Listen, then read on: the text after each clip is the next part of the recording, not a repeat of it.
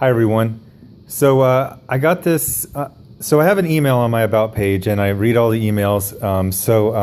Somebody submitted this to me. They made a cartoon based on an anecdote I made in one of my videos from yesterday.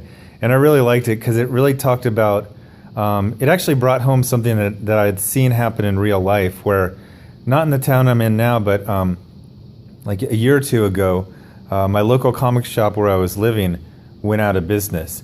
And they went out of business in a time at like peak SJW comics and peak SJW Marvel. And I actually, it's always hard to find, the silver bullet that killed a business.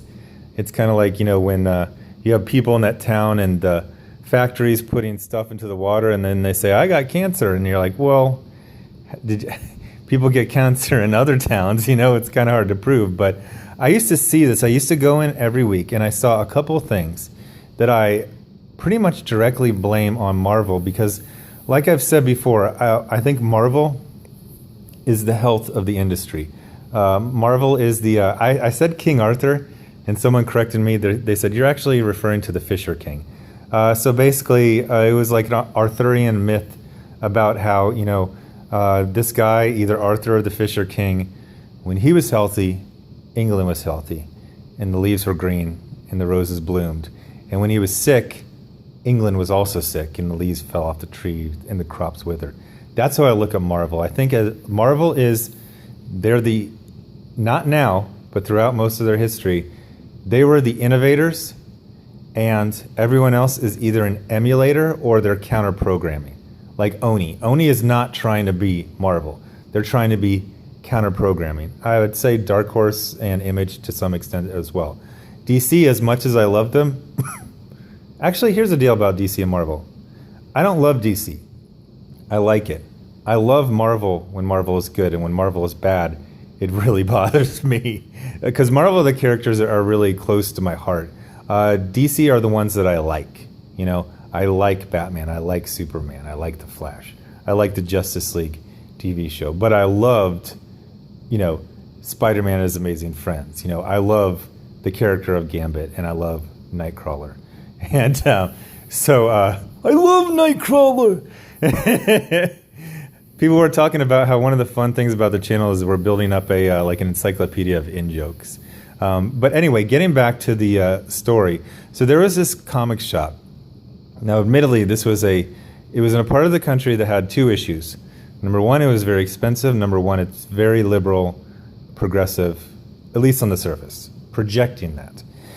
And what happened is, rents went up, but also the SJW Marvel and then the SJW comics in general from all the companies and a lot of indies, they really started pumping up this concept of, oh, this character's gay, this character's Muslim, this character's black, this character's a black woman, this character's a black woman with the side of her head shaved, this is a black woman who's lesbian with the side of her head shaved. Just all of this like diversity checklist. And then there was also this other whole weird genre of princesses who don't want to be saved, princesses who save themselves, princesses who hate princes. So basically, I used to come into my comic shop, and the first thing I would see, first of all, on the outside, I would see posters. They're all Marvel mostly, but this is what I saw. Captain Marvel, Squirrel Girl, Kamala Khan, Lady Thor. That's all I saw on the front, every time. And I mean, Marvel, like the part of Marvel that does publicity, they are just pumping these out. That's why a lot of, that's why a lot of covers for Marvel Comics seem like posters, because that's what they are. They're literally getting more mileage. They're like, don't do it specifically on what's in this issue, just do a poster. And so, and they would rotate this. I can't tell you over like 2 years how many different Captain Marvel and Squirrel Girl posters were in the front. The entire front of covering all the windows. And then I would open the door and I would hit what I called the wall of diversity.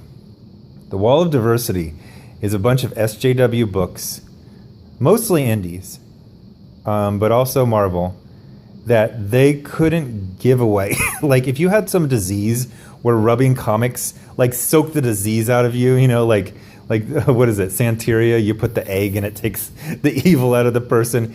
You couldn't even sell it to those people. Like it was, I remember it very well. It was Princeless was number one. Princeless is about a princess who don't need no man. Then there were all the SJW Marvel books, Mockingbird, Hellcat.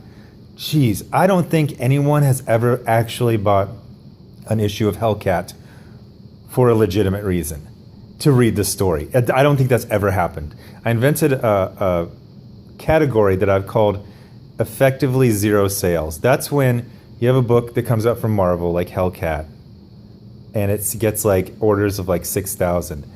And I say zero sales because then that gets distributed. So like 3 copies go on average to, all of 2,000 stores. I am positing that of those 5,000 to 6,000 orders, not sales, orders from comic book shops, that there are no actual legitimate sales. It is literally just some pulp that moves from a printer to a distributor to a comic shop and just sits there and sits there and sits there until they give it away for free. And I've seen a lot, especially back like 2014, 2015, I would literally just see stacks of SJW comics. Free comic. Oh, cool. Oh, Hellcat by Kate Leth. Like the biggest SJW on Twitter. No thanks.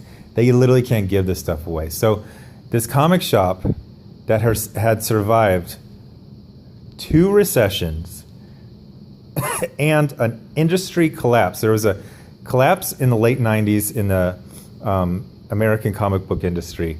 And things were dire. Things were really bad. I mean, people legitimately said, this is it. And basically people looked at like, it's going to hit like 2000, 2001, and then it's just going to peter out. Now, the funny thing is, the sales for like, it's hard to compare a book because like, it's like the actual Hulk versus, somebody came up with this name yesterday in the comments, Amadeus Bro. Amadeus Cho is like, I've heard he's an okay character as himself, but him as the Hulk is just the worst cringy thing. As someone else in the comments said, you're not supposed to want to be the Hulk. It's supposed to be a curse. It's supposed to be a burden. It's supposed to destroy your life. And if you want to do, it's fun to be the Hulk, we already had that with She-Hulk. So now they're doing, She-Hulk doesn't want to be a Hulk, and she's called the Hulk. And then Amadeus, She-Hulk was very fun. I actually didn't like when they made her just ridiculously promiscuous, just in a way to kind of like compete with Tony Stark. They started doing this a lot. Like Captain Marvel went through her phase, and then they just really amped it up with Jennifer Walters.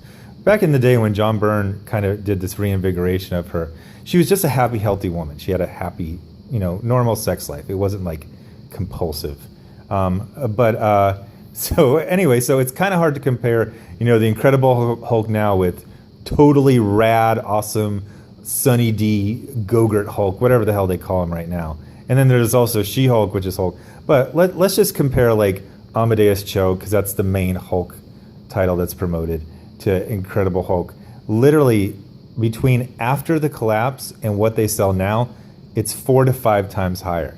And these were dire days. They were just wrapping it up. And then one of the reasons that I love Joe Quesada is Joe Quesada came in and he saved not just Marvel, but the whole comics industry. Because once he came in, he made these kind of like it's a very dated reference, but he hired Kevin Smith to write Daredevil, and that was considered to be a huge coup in like 1998. But he brought back some characters. He had some failures, some successes. It's kind of funny because right now, Axel Alonso has blackballed Chuck Dixon over politics, because it's all about politics with SJW Marvel. And so Chuck Dixon is persona non grata at Marvel. Marvel actually started with the Marvel Knights imprint, which means that Quesada and Palmiotti were basically given, I think it was 4 books to start out with. And then it was slowly expanded, and eventually Quesada was just made editor-in-chief. But Chuck Dixon wrote a Marvel Knights series that was kind of like the Defenders before the Defenders. And he kind of, if you think about it, he kind of laid the groundwork for modern Marvel, at least like keeping it from not dying. And of course, he's not allowed because of politics. Stupid. But anyway, so getting back to the store, the store would order all these books with these SJW characters, and they couldn't give them away. And that is what because I saw these stacks grow. And I've had another commenter who says, I can walk into my comic shop and I can tell the Marvel books because there's a stack of 20 of them on New Comic Wednesday, and there's a stack of 18 on Friday, and you get to the next Monday and it's 15. You know, they ordered 20 books and they can only sell this. And the thing is, you say, you know, why don't they just order less? Because they're kind of hoping they're going to sell more. Like, the industry needs Marvel to be healthy. If you would only order the amount of books that you can sell, and if every company did that, Marvel could not survive off of the pitifully few actual sales to customers they have with these books. Do that at your local comic book shop. Go in on a Wednesday and see how many books they have, and then kind of like go back on the next Saturday or Sunday or Monday and see how many. You are going to be shocked at how much Unsold, and that's dead weight. That is they could hope that, eventually but you know what? A lot of these guys, they're just throwing it away. So this whole SJW thing there's a couple different things. Mainly it's just a bunch of like really grimy people getting to positions of power and just saying, I'm not creative, but I'm very political, so I'm just going to force my politics. There's the other thing of them actually hating the audience and wanting a completely different audience. And actually another thing that I'm going to put a lot of this on is the phantom audience. That we want this phantom audience. The phantom audience is basically the Tumblr crowd, Tumblristas, the people who have blue hair and get offended by everything. For some insane reason, they decided this was the audience, and they just went for it so hard. So my local comic shop, then they, after surviving 2 recessions, the rise of, living costs in the area, and an almost complete collapse, the thing that finally killed them, I believe, not the only factor, but a crucial factor, was being guilted into buying and ordering all these books. Because it's like, oh, you don't want Moon Girl? Oh, so you think black girls can't be smart, and you don't like black people and women and girls? Okay. Oh, you don't want Hellcat? Oh, this is a fun book for women. Don't you want women? They're half of the audience. Oh, that's another lie. The lie about women being half of the audience. I can see the demographics on my channel, and I try to be kind of like a mainstream guy that does a lot of comedy. Women like comedy. Women don't like comics. Very few women like comics. And the comics they tend to like are not superhero comics. So it became like, Kate Letts is on Hellcat and Chelsea Kane is on Mach. This is during their heyday. As much as you can call books getting canceled and not selling a heyday, but it was basically where it's like, oh, you've never read a comic, but you meet these diversity checklists. Here you go. So I didn't think this video was going to be that long. You know what's funny? Somebody put this thing, and they go, somebody put a comment that said, anger cures coughing. And it is, I have noticed the videos where I get more amped up, I think I only coughed once in this whole video. And the ones where I'm more chill, just coughing the whole time. So I think anger cures coughing. So thanks for watching. I'm going to be bombing out a lot of videos over the next couple of days because I'm starting a new job, so I think things might chill. I mean, chill to like 2 or 3 a day. So I think until the holiday weekend is over, I'm going to bust out about 5 a day because things are in a real good growth phase, and it's also bringing people to the Patreon, which means we're creating more comics. So it's all very exciting and fun. So thanks for watching. And hey, look, I calmed down and I coughed. So, and there's going to be a lot of videos. Oh, and someone said, someone who is a regular. Oh, so again, thanks to H8KU, who made this cartoon. And also a regular said, how do I keep up with all these videos when you're doing a lot of videos? And I go, well, just like watch the ones you like. So, some people have said, like, just do 1 video a day and get really polished. It's like, you know what? I'm okay at predicting how good these are, but sometimes these things just die. I don't know why I thought Marvel before SJW about Namor would do good, but I was totally wrong. And if that would have been the only video for the day, that would not have been good for the channel as a whole. So yeah, I'm going to put out more videos. Just watch whatever you want. I'm going to see what's more popular because it's going to get more views. And then that helps steer the direction things are going in. Oh, I forgot this other aspect of the whole SJW Marvel killing my local comic shop. So this happened, I am not kidding, like every single weekend.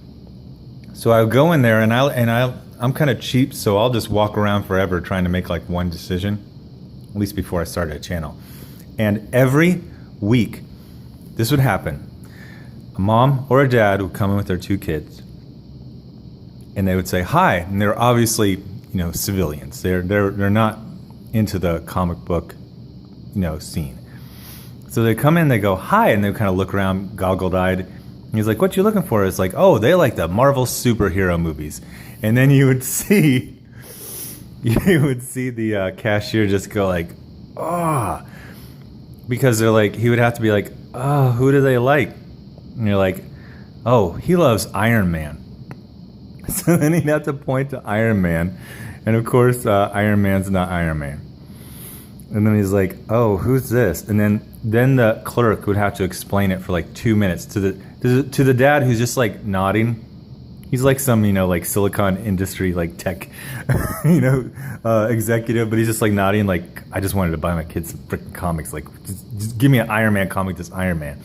And then they're like, "Oh, but we have these Funko dolls, And then it's like, "Well, my daughter, she loves Captain America. She's got a big crush on, He's like, "I got bad news for you.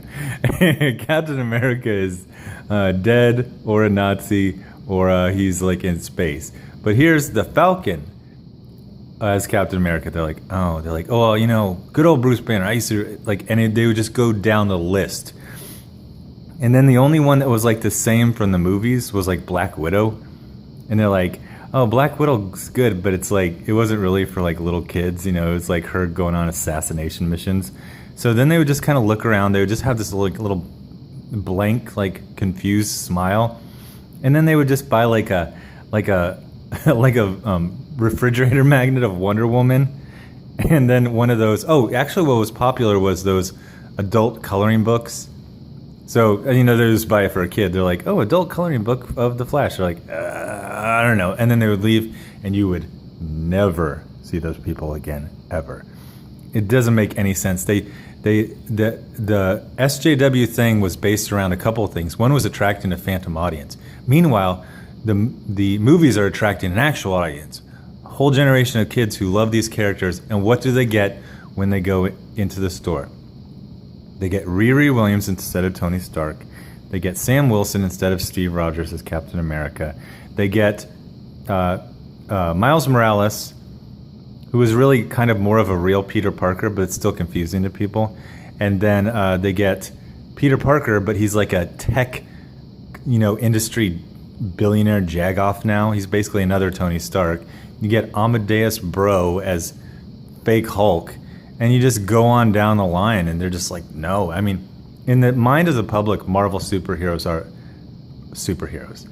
In fact, I've consistently found that the average person thinks that there's just one company, and they think Batman and Superman are also Marvel superheroes. They know Marvel, they don't know DC. So they come in and they ask for Marvel comics. Because that to them is like saying, it's like when you say Xerox machine, It can be made by Canon or whoever. So anyway, I actually stopped rendering the first part of the video, and I actually stopped mid-candy bar to add this part to the video.